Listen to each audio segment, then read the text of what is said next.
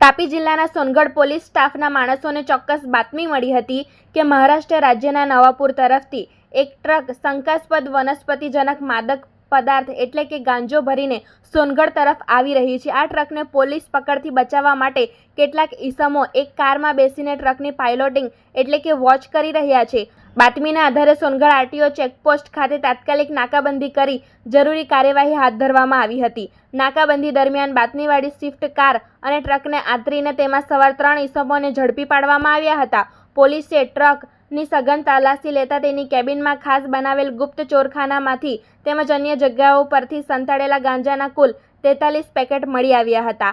આ પેકેટોનું વજન કરતાં કુલ 85.890 કિલોગ્રામ વનસ્પતિજનક માદક પદાર્થ એટલે કે ગાંજો મળી આવ્યો હતો, જેની અંદાજિત કિંમત 42 લાખ રૂપિયા કરતાં પણ વધુ આંકવામાં આવી રહી છે। આ ઉપરાંત પોલીસે તપાસ દરમિયાન ગુનામાં વપરાયેલ ટ્રક કે જેની કિંમત રૂપિયા 15 લાખ તથા પાયલોટિંગ માટે વપરાયેલ સ્વિફ્ટ કાર જેની કિંમત રૂપિયા 4 લાખ તથા 4 મોબાઈલ ફોન જેની કિંમત રૂપિયા 32,000 અને ટ્રકમાં ભરેલ 30 ટન કોલસો કે જેની કિંમત અંદાજે 2 લાખ રૂપિયા જેટલી આંકવામાં આવી રહી છે અને 42 લાખ રૂપિયાની કિંમતનો ગાંજો એમ મળીને કુલ કિંમત રૂપિયા 64 લાખ રૂપિયા કરતાં પણ વધુનો મુદ્દામાલ પોલીસ દ્વારા કબજે કરવામાં આવેલ છે। તેમજ પોલીસે સોહિલ ચિરાગુદ્દીન ઉર્ફે ચિરાગભાઈ શેખ તથા શોએબ ઉર્ફે નવાબ ચિરાગુદ્દીન ઉર્ફે ચિરાગભાઈ શેખ અને જાફર ખાન જલીલ ખાન મણિયારની અટકાયત કરી છે। તેમજ આ મોટો માદક પદાર્થનો જથ્થો મંગાવનાર અને પૂરો પાડનાર અકીલ નાસિર ખાન પઠાણ અને આદિલ સોહેલ શેખને વોન્ટેડ જાહેર કરવામાં આવેલ છે।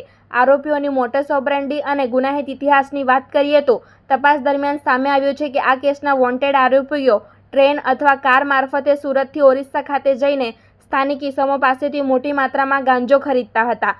ત્યારબાદ ભારતના ટ્રાન્સપોર્ટ નેટવર્કનો ઉપયોગ કરીને સુરત તથા અન્ય સ્થળોએ ગેરકાયદેસર રીતે ગાંજો પહોંચાડતા હતા। પોલીસ પકડથી બચવા માટે તેઓ કાર દ્વારા પાયલોટિંગ કરી વોચ રાખવાની મોટસ ઓપરેન્ડી ધરાવે છે।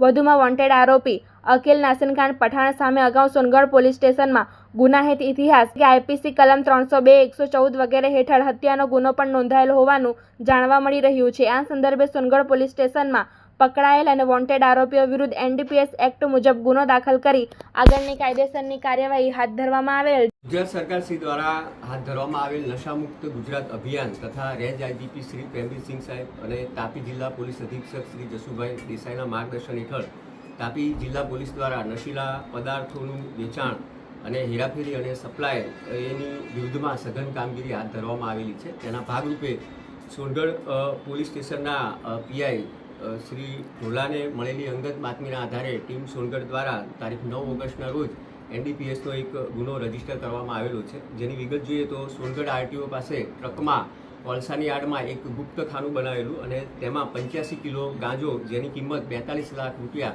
અને ટોટલ મુદ્દામાલ જે છે એ 64 લાખ રૂપિયાનો પકડવામાં આવેલ છે।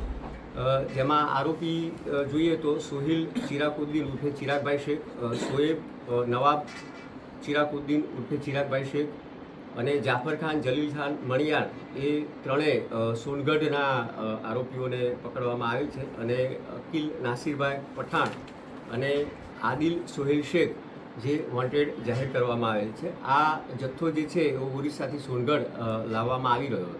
સર, શેની આડમાં લાવવામાં આવી રહ્યો હતો? તેઓએ ટ્રકમાં એક ગુપ્ત ખાનું બનાવેલું હતું અને તેની પર કોલસો જે છે કોલસાની આડમાં લાવતા હતા। સર, ટ્રાન્સપોર્ટરની કોઈ ભૂમિકા આમાં આરોપી છે તો એ અગાઉ પણ આવો કંઈ ખેપ મારી રહ્યું કંઈક જેની તપાસ હાલ ચાલુ છે। સર, આજે આરોપીઓ પકડાયા છે તમામ ક્યાંના રહેવાસી છે? તેમાં મોટાભાગના આરોપીઓ જે છે પ્રોપર સોનગઢના છે। સર, લોકોનો કોઈનો કોઈ ગુનાહિત ઇતિહાસ ખરો આગળ? હાલ એની તપાસ કરી રહ્યા છે।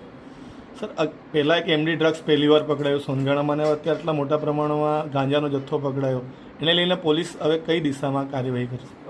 આવા કોઈ પણ પ્રકારે જે બાતમી મળશે તો અમે ચોક્કસ એમાં કેસ કરીશું અને તમામને આ તબક્કે હું એ પણ કહેવા માગું છું કે આપની પાસે કોઈ પણ આવી સૂચના હોય તો પોલીસ ચોક્કસ એ બાબતે કાર્યવાહી કરશે।